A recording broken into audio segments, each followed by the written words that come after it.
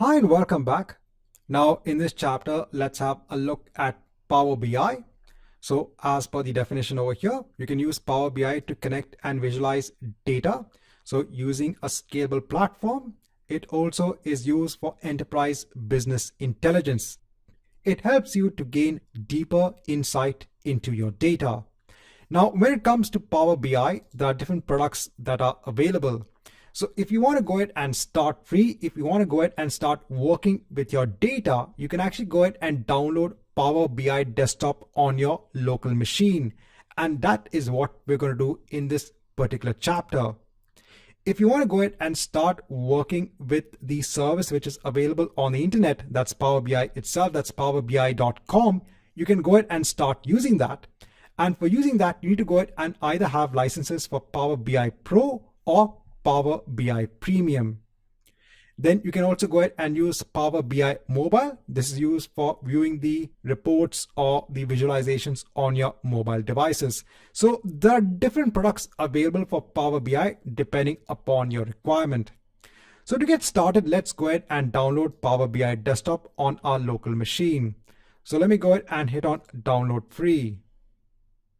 Now over here, since I'm on a Windows machine, it's going ahead and asking me to open Microsoft Store. So in Microsoft Store, I can actually go ahead and download the Power BI product. So it'll go ahead and open the Microsoft Store and I can go ahead and hit on install. So let's come back once I have Power BI Desktop in place. Now, once I have the Power BI Desktop installed on my machine, let me go ahead and hit on launch. So this will go ahead and launch the Power BI Desktop. So this is what the Power BI Desktop looks like. Now, there is a lot that you can actually do when it comes to working with Power BI. So over here on the right hand side, so you can see there is a lot of visualizations that you can actually apply for your data. Over here, you can see you have the ability to go ahead and start adding data onto reports. So you'll go ahead and create a report by taking data from different data sources. So let's go ahead and actually do that.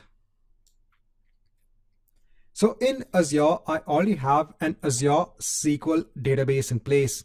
And in this database, I've ensured to install the sample AdventureWorks tables, the database tables. So I'm going to go ahead and use one of these tables. So I'm going to go ahead and use the sales order detail table. So if you go ahead and open this table, so you have columns such as the sales order ID, the order quantity, the product ID, etc. So in Power BI, let's go ahead and first get data. So if you go on to more, so in the wizard, which will just pop up, you can actually see a lot of connectors that are available. So over here, you can go ahead and get data from a variety of data sources. So let me go ahead and choose Azure. And in Azure, let me go ahead and choose Azure SQL Database and hit on connect. So over here, let me go ahead and give our server name.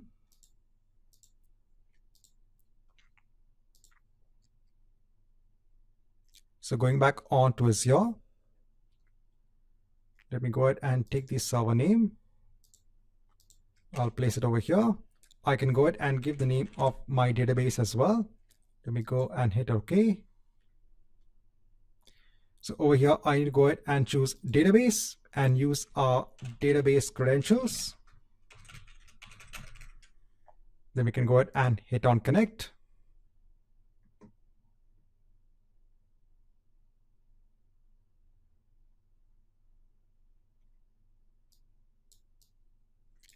Once we are connected, over here in the navigator, we can actually go ahead and choose the table that we want. So let me go ahead and choose sales order detail. So over here, you'll get a preview of the data which is in the table. So this looks fine.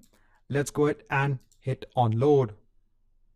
So now it's going to go ahead and load the data in Power BI. Now, once it has gone ahead and loaded the table, so on the right hand side over here, you can see that it has gone ahead and created fields based on the columns in the table. And for some of the columns, it has actually gone ahead and understood what is a data type for the column. So for those which are integer based columns, it has a sigma sign. So for example, you can look at the sum or the count of the values in these particular columns. And since we have a date column, it creates something known as a date hierarchy. Now from the fields over here, let's say I go ahead and click on the order quantity field. So over here, you can see it has added one of the visualizations on the report. So over here, you can see the quantity of the order ID. If you go on to the values over here, you can decide to show it as the sum, or you can decide to show it as the count. So if you decide to show it as a count, this is the count of the order quantity within the table itself. That means there are 542 rows in that particular data set on the table which have a value for the order quantity. Now let's say if you want to go ahead and see what is the order quantity based on the product ID, you can go ahead and drag the product ID onto the axis over here. And now you get a better representation of your data.